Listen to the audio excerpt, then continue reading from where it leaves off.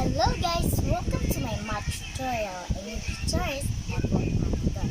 My lesson for today is about prime factors product of primes. But before that, please like, share, subscribe, and click the notification bell to notify you for my new video, and follow our Facebook page, Ebon's Math Tutorial 2020. So let's start. Let's define what is prime numbers. A prime number is a whole number greater than 1, whose only whole number divisors are 1 and the number itself. Example, giving a factor of two numbers. 5 times 1 is equal to 5. 11 times 1 is equal to 11. 19 times 1 is equal to 19. 23 times 1 is equal to 23. There is no other way to compose 5, 11, 19, 23 by multiplying. We call this number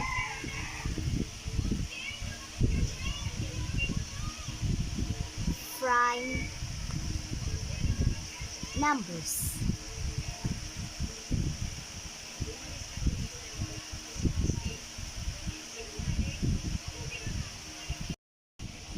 Let's say 12. 12 is not a prime number. It is composite number. We can write 12 as a product of prime numbers, as 12 is equal to 2 times 2 times 3. Let's do our first example. Write the whole numbers from 1 to 30 and circle the prime numbers. We will write from 1 to 30. 1, 2, 3, 4, 5, 6, 7, 8, 9, 10. 11, 12, 13, 14, 15, 16, 17, 18, 19, 20, 21, 22, 23, 24, 25, 26, 27, 28, 29, 30. Let's find the prime numbers. Do not circle the 1 because 1 is not a prime number. We begin with 2 and circle the prime numbers.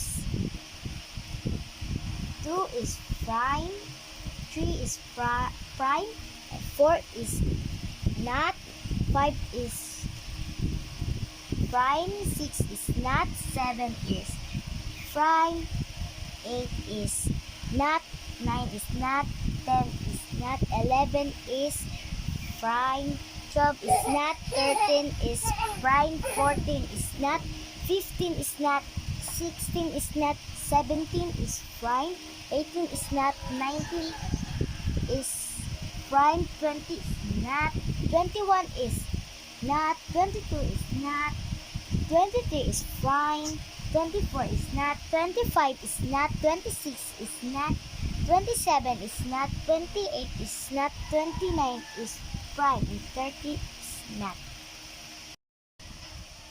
These are all prime numbers from 1 to 30, whose factor are the number themselves and the number 1. Second example, write 84 as a product of prime. It is nice to have procedure to follow. First procedure, divide the given number by prime numbers 2, 3, 5, 7 until the prime factor are found. Second procedure, use tree diagram. Our first procedure to find the prime factor of 84. We begin by dividing by 2. So, 84 divided 2 is equal to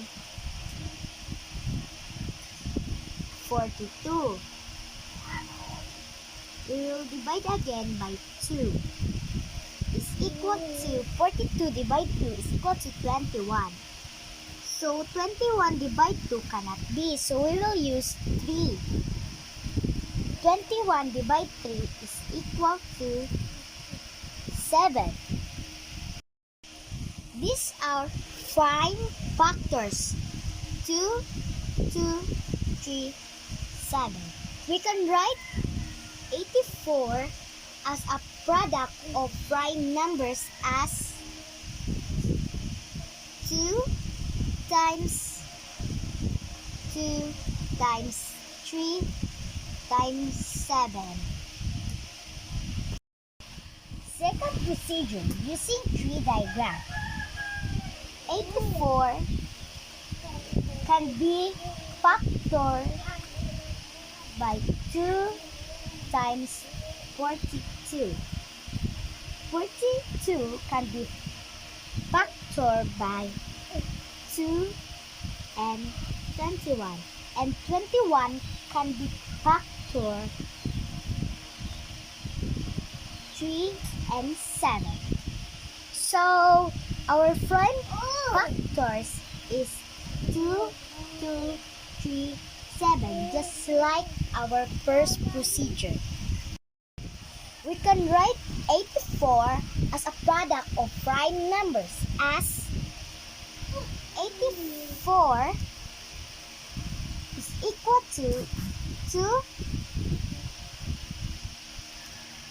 times 2 times 3 times 7.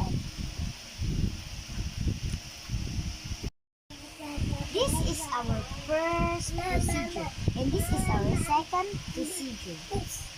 You can use any of the format since it yields the same answer. Thanks for watching. I hope you like it. Bye!